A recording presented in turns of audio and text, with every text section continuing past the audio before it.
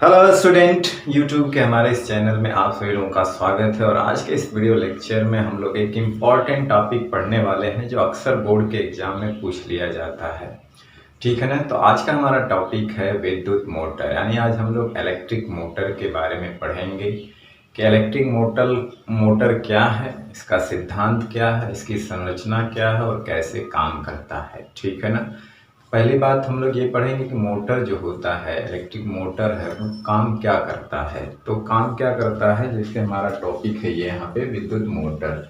तो विद्युत मोटर जो है एक ऐसा यंत्र यानी एक ऐसा उपकरण युक्ति है जो विद्युत ऊर्जा को यांत्रिक ऊर्जा में यानी काम करने वाली ऊर्जा में बदलने का कार्य करता है। ठीक है ना। तो विद्युत मोटर एक ऐसा यंत्र है जो विद्युत ऊर्जा को यांत्रिक ऊर्जा में बदलने का काम करता है। ठीक है ना। अब इस सिद्धांत है मतलब हर इंस्ट्रूमेंट यानी कि हर कोई ऐसी चीज़ है जो काम करने वाली है, वो किसी प्रिंसिपल पे काम करती है। जैसे मोटर है वो किसी प्रिंसिपल पे काम करता है। उसी तरह से आगे हम लोग जनरेटर पढ़ेंगे, वो भी किसी प्रिंसिपल पे काम करता है। तो हर उपकरण जो होता है उसके काम करने के पीछे एक प्रिंसिपल काम करता है। ठीक है ना। तो वो प्रिंसिपल क्या है जो यहाँ पे लागू होता है, वो प्रिंसिपल ये है कि जब किसी कुंडली को जैसे एक आयताकार कुंडली को किसी बाहरी चुंबकीय क्षेत्र में रख करके अगर उसमें हम धारा प्रवाहित करते हैं, जब किसी कुंडली को आयताकार कुंडली को किसी बाहरी चुंबकीय क्षेत्र में रख कर उसमें धारा प्रवाहित करते हैं तो उस चार भुजाओं में से उसकी दो भुजाओं पर तो फोर्स जीरो लगता है, लेकिन दो भुजाओं पे जो होता है फोर्स जो लगता है वो बराबर लगता है, विपरीत लगता है। ठीक है ना। और समांतर लगता है, यानी समांतर, बराबर और विपरीत दिशा में लगते हैं। वो दोनों बल मिलकर के बलयुग्म बना लेते हैं। क्या बना लेते हैं? बलयुग्म बना लेते हैं। और बलयुग्म का काम होता है किसी चीज को घुमा देना।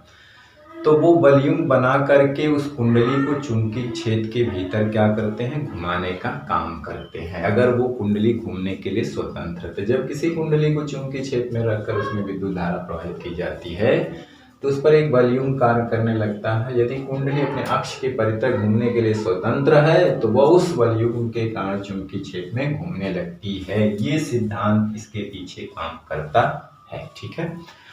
अब इसके कुछ पार्ट होते हैं, उस पार्ट के बारे में हम लोग पढ़ लेते हैं, फिर इसके कार्यविधि में हम उसको फिगर बनाएंगे और उसको डिटेल से समझाएंगे।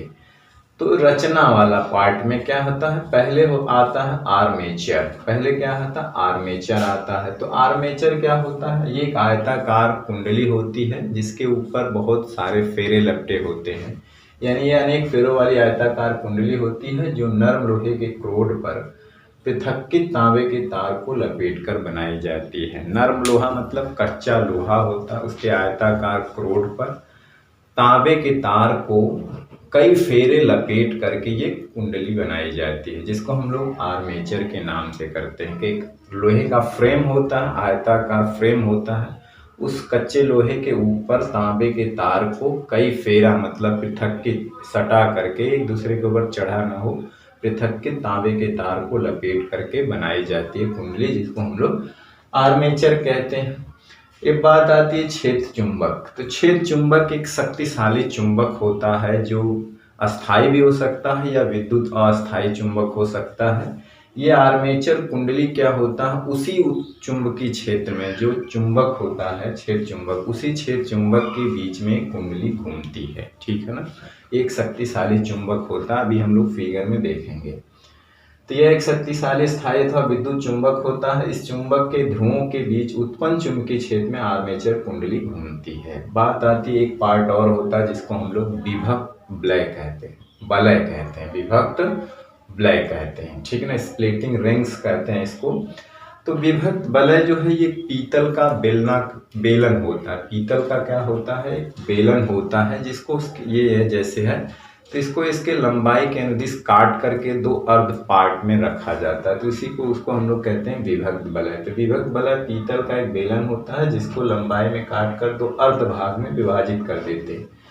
ये धुरी से और आपस में एक दूसरे से अलग रहते हैं, आर्मेचर के साथ घूमते हैं। धुरी उसको कहते हैं अक्ष को जिसके अराउंड कुंडली घूमेगी। तो ये जो विभक्त वलय होते हैं कुछ इस आकार के होते हैं, ऐसे जैसे ये था, अब लंबाई के अनुदिश काट दिया गया तो ऐसे होते हैं।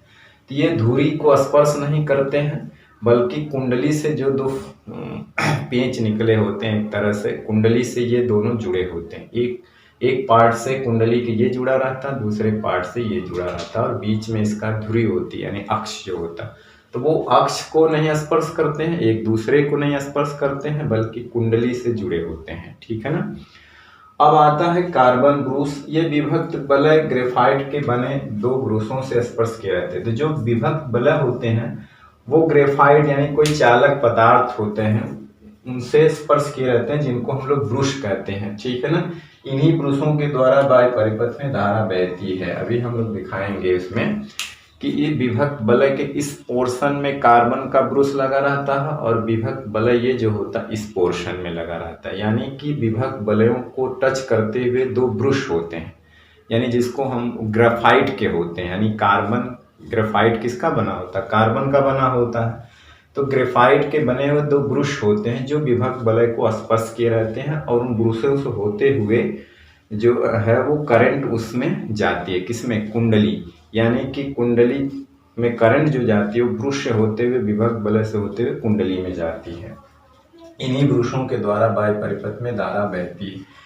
एक कहने का मतलब बाह्य परिपथ से धारा ब्रूसों से होते हुए, विभक्त वलय से होते हुए कुंडली में जाती है। क्योंकि कुंडली में जब धारा प्रवाहित करते हैं तभी बाह्य चुंबकीय क्षेत्र में ही कुंडली घूमेगी। यानी कि हमने सिद्धांत में क्या लिखा है कि जब कोई धारावाही कुंडली होती है या आयताकार कुंडली होती है, बाह्य चुंबकीय क्षेत्र में जब रखा जाता है तो उस कुंडली पे दो बल लगते हैं, यानी कि समांतर बराबर विपरीत बल लगते हैं, जो मिलकर बलयुग बना लेते हैं। और बलयुग का काम होता है घुमाना। तो अगर कुंडली अपने अक्ष के परितः घूमने के लिए स्वतंत्र होती है तो वो उसके अंदर घूमने लगती है। ठीक है ना। अब हम इसकी बात करेंगे, इसकी क्रिया विधि क्या होती है, कैसे ये जो है मोटर है, कुंडली जो है सिर्फ एक ही चक्कर में, एक ही दिशा में लगातार घूमती रहती है। ठीक है ना। तो आइए देखते हैं इसकी क्रिया विधि क्या है। ये विद्युत मोटर की जो है संरचना, एक सिंपल संरचना है, जिसको आपको सिंपली बना करके खाली शो करना है कि हाँ इस तरह की संरचना उसकी आंतरिक होती है। देखिए, इसमें दो शक्तिशाली चुंबक होते हैं, नाल चुंबक यू आकार के ऐसे होते हैं। इनके जो ध्रुव है इस तरह का होते हैं। ये यन ध्रुव होता है, यस ध्रुव होता है। आप जानते हैं कि चुंबकीय क्षेत्र रेखाएं जो यन से निकल करके यस पे समाप्त होती हैं, तो यहाँ पे चुंबकीय क्षेत्र की डायरेक्शन किधर है? यन से यस की तरफ, यानी इस डायरेक्शन में। ठीक। तो ये एक अस्थाई या अस्थाई शक्तिशाली चुंबक होता है। अब इसी के अंदर ये देखिए आयताकार कुंडली है जो नरम लोहे के क्रोड पर तांबे के बहुत सारे फेरे पृथक्कृत लपेट कर बनाई जाती है। ठीक है ना। तो आयताकार कुंडली है जो इसी शक्तिशाली चुंबक के कारण जो चुंबकीय क्षेत्र उत्पन्न होता है उसके अंदर ये घूमती है। ठीक है ना। यानी उसके अंदर ये रखी जाती है। ठीक है। ये एक धुरी है जिसके चारों ओर ये कुंडली घूमने के लिए स्वतंत्र है। ये देखिए विभक्त वलय हमने बताया था इस तरह का होता है ये। तो अर्धवृत्ताकार देखिए विभक्त वलय होता है। एक पीतल की वेलन को उसकी लंबाई में काट करके इस तरह बनाया जाता है। तो ये क्या है? विभक्त वलय है। ठीक है ना।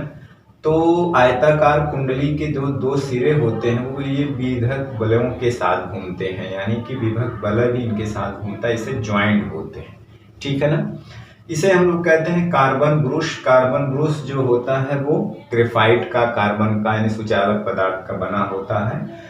और इसी कार्बन ब्रूस के सहारे से जो बाह्य परिपथ यानी बैटरी या बाह्य स्रोत जो होता है, धारा का जो बाह्य स्रोत होता है उसके द्वारा करंट इसी के माध्यम से जाती है। और ये विभक्त वलय जो होते हैं वो घूमते हैं, ये घूमता नहीं है बल्कि विभक्त वलय इसको केवल स्पर्श करते रहते हैं। घूमने वाला काम कौन करता है? विभक्त वलय कुंडली के साथ। इसको ये नहीं घूमता, ये स्थिर रहते हैं, बल्कि विभक्त वलय इनको स्पर्श किए रहता है। ठीक है ना। यानी कि ये अपनी स्थिति को बार बार बदलते हैं और ब्रूस अपने स्थान पे स्थायी पड़े रहते हैं। ये विभक्त वलय केवल उसको टच किए रहते हैं कुंडली के साथ, लेकिन ये दोनों घूमते हैं। ठीक है ना।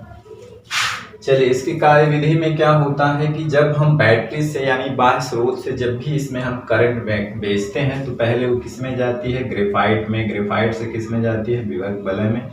और देखिए करंट की डायरेक्शन ऐसे कुछ कुंडली में जाती है और इधर से फिर वापस आ जाती है। अब आइए इसके सिद्धांत के अनुसार इसकी कार्यविधि को देखते हैं कैसे काम करता है। अब देखिए होता क्या है, जैसे इसमें करंट जाती है, एक तो बाहरी चुंबकीय क्षेत्र है जिसकी डायरेक्शन यन से यस यानी कि बाएं से दाएं की ओर है। अब देखिए यहाँ पे कुंडली के 4 हिस्से हैं, चारों हिस्सों पे फोर्स किस पे लगता है किस पे नहीं उसको देखने की कोशिश करते हैं, ठीक है ना। अब देखिए यहाँ पे ये फ्लेमिंग के बाएं हाथ का नियम लगाएंगे। देखिए ये छेद की दिशा में होता है, ये धारा की दिशा में, ये बल की दिशा में होता है अगर तीनों परस्पर लंबवत। देखिए क्षेत्र है बाएं से दाएं से, करंट जा रही है ऊपर के डायरेक्शन पे, तो तार के यानी जो आर्मेचर है कुंडली उसके इस सिरे पर, इस भाग पर फोर्स किधर लग रहा, अंदर की ओर लग रहा है। यानी कहने का मतलब है कि ये फोर्स जो इस पे लग रहा है कुछ अंदर की ओर ऐसे लग रहा है, ठीक है ना, ऐसे लग रहा है। तो जाहिर सी बात है कि इसमें करंट इधर ऊपर की ओर है तो अंदर की ओर लग रहा है, इसमें करंट नीचे की ओर है तो इस पे क्या लगेगा, बाहर की ओर लगेगा। हर पोर्शन पे इसके लगेंगे, ठीक है ना। अब चूंकि दोनों में करंट सेम जा रही है, चुंबकीय क्षेत्र सेम है, तो दोनों में फोर्स जो है बराबर लग रहा है और परस्पर देखिए समांतर है और डायरेक्शन में विपरीत है। जैसे गाड़ी की स्टीयरिंग होती है ना, एक आगे के लगता है फोर्स, एक पीछे के, दोनों बराबर और विपरीत डायरेक्शन में होते हैं, दोनों मिल करके बलयुग बना लेते हैं, तभी स्टीयरिंग घूम पाती है। तो वही काम यहाँ पर बिल्कुल वही होता है। अब इन दोनों पार्ट पर देखिए, हमने बताया था कि जब हमने ये पढ़ा रहे थे फ्लेमिंग के बाएं हाथ का नियम, तो हमने बताया था कि जब चुंबकीय क्षेत्र और करंट की डायरेक्शन पैरेलल होती है यानी कि समांतर होती है तो इन पर लगने वाला बल क्या होता है, जीरो होता है। तो यहाँ पे फोर्स जो है जीरो लगेगा, उसी तरह से इन पार्ट पर भी फोर्स क्या लगेगा, जीरो, क्योंकि क्षेत्र और धारा की दिशा क्या है, समांतर है। इसीलिए इस पोर्शन पे फोर्स नहीं लगेगा, सिर्फ इन दो पोर्शन पे फोर्स लगेगा। एक लग रहा अंदर की ओर, एक लग रहा अंदर की ओर, एक लग रहा है बाहर की ओर। तो ये दोनों मिल करके, क्योंकि परस्पर समांतर बराबर और विपरीत है, मिल करके एक वॉल्यूम बना लेते हैं और कुंडली को कुछ इस तरह से घुमाना शुरू कर देते हैं, जिसको हम लोग वामावर्त डायरेक्शन कहते हैं। क्या कहते हैं, वामावर्त डायरेक्शन में घुमाना शुरू कर देते हैं। अब बात यह है कि कुंडली को हमेशा एक ही दिशा में घूमते रहना चाहिए, तभी तो मोटर काम करेगा। मतलब ये काम पता चला कि आधा चक्कर एक डायरेक्शन में घूमी, फिर डायरेक्शन बदल गई, तब तो ये डिस्टर्ब हो जाएगा। इसको एक ही डायरेक्शन में घूमने के लिए ये जो है विभक्त बल यहाँ पे काम करता है। देखिए कैसे, अब देखिए जैसे कि ये नीचे जाता है पोर्शन, ये ऊपर आता है, नीचे जाता है ऊपर आता है, ऐसे आधे चक्र में यहाँ खड़ी होते हैं। यानी कि जब ये खड़ी हो जाती है, यानी कि 90 अंश की डिग्री पे ये खड़े हो जाती है, फिर ये घूमना शुरू होता है। तो जब ये घूम करके 180 का मतलब होता है कि ये वाला पोर्शन इधर आ गया। यानी अगर हम इसको ए बी नाम रख दें और इसको नाम रख दें C D, A B C D, ठीक है ना। तो देखिए ए बी वाला पोर्शन नीचे जा रहा है, सी डी वाला पोर्शन ऊपर आ रहा है, ऐसे बाएं डायरेक्शन घूम रहे। और जब ये 180 अंश घूम जाती है, ठीक है ना, तो 180 अंश घूमने का मतलब है कि सी डी उधर चला जाता है और ए बी इधर आ जाता है। यही हुआ। अब देखिए सीडी में यहाँ करंट नीचे बह रही थी, एबी में ऊपर बह रही थी। जैसे कि सीडी इधर आएगा तो उसी वक्त, उसी दौरान, उसी वक्त ये विभक्त बल भी अपनी डायरेक्शन चेंज कर लेते हैं, यानी अपनी पोजीशन को क्या करते हैं, बदल देते हैं। ये देखिए नहीं हटता, ये अपने स्थान पे अस्थाई है। ये विभक्त बल इनको स्पर्श किए रहते हैं, कुंडली के साथ घूमते, ये आ जाता है यहाँ पर, ये आ जाता है यहाँ पे, ये अपन स्थितियां परस्पर बदल लेते हैं, इंटरचेंज कर लेते हैं। अब क्या होता है कि जब सीडी वाला पोर्शन इधर आता है तो ये वाला भी घूम करके इसके साथ आ जाता है और इसमें करंट किधर जाने लगती है, ऊपर देखे जा रहे हैं ऊपर ना, और एबी वाला इधर आ जाता है और इसमें करंट यहाँ आ रही है। अब जैसे यहाँ पे देखिए ठीक है ना, अब क्या होता है कि सीडी वाले पे अब तुरंत फोर्स अंदर की ओर लगने लगता है और यहाँ पे एबी वाले पोर्शन पे फोर्स फिर ऊपर लगने लगता है, ठीक है ना। हर आधे चक्र में विभक्त बल अपनी स्थिति को क्या कर लेते हैं, चेंज कर लेते हैं, यानी कि करंट की डायरेक्शन भी चेंज हो जाती है। जब एक बार ए बी में करंट ऊपर बह रही होती है, दूसरी आधे चक्र में ए बी में ही करंट नीचे की ओर बहने लगती है। तो इसीलिए करंट की डायरेक्शन किसके वजह से चेंज हो रही है, विभक्त बल की वजह से। अब ये पोर्शन इधर आ गया, ये पोर्शन इधर आ गया। अभी देखिए इसमें करंट ऊपर ही बह रही है तो फोर्स हमेशा ऑलवेज इसमें अंदर की ओर लगेगा, इसमें करंट नीचे बह रही है तो इसमें फोर्स हमेशा बाहर की ओर लगेगा। यानी कि हर आधे चक्र में ये विभक्त बल अपनी पोजीशन चेंज करते हैं, करंट की डायरेक्शन भुजाओं में चेंज हो जाती है और फोर्स जो होता है इस वाले पोर्शन पे हमेशा अंदर की ओर लगता है और इस वाले पोर्शन पे हमेशा बाहर की ओर लगता है और ये दोनों मिलकर ये वॉल्यूम बना लेते हैं। इस वजह से ये कुंडली हमेशा एक ही डायरेक्शन में यानी वामावर्त दिशा में ही घूमती रहती है, वामावर्त डायरेक्शन में क्या करती है, घूमती रहती है, ठीक है ना। तो इस वजह से जैसे ये विभक्त बल अपनी पोजीशन चेंज करते हैं तो ये जो भुजा इधर आती है तभी इसमें कंटिन्यू, जो भुजा इसमें इधर आएगी उसमें कंटिन्यू धारा ऊपर और जो इधर जाएगी उसमें कंटिन्यू धारा नीचे की ओर बहेगी।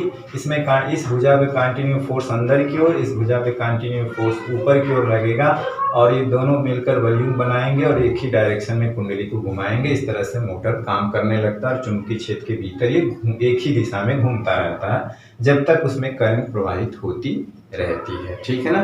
तो इस तरह से मोटर वर्क करता है, इस तरह से मोटर क्या होता है, वर्क करता है, ठीक है।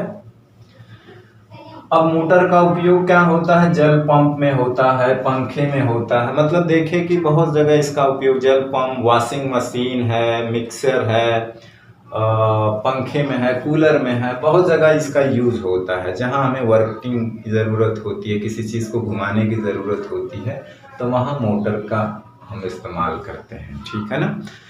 तो इस तरह से हमें जो है आज हम लोगों ने आज जो है विद्युत मोटर के टॉपिक पर अध्ययन किया, जो कि एक मोस्ट इम्पॉर्टेंट टॉपिक है बोर्ड के एग्जाम के लिए, जो अक्सर पूछा जाता है।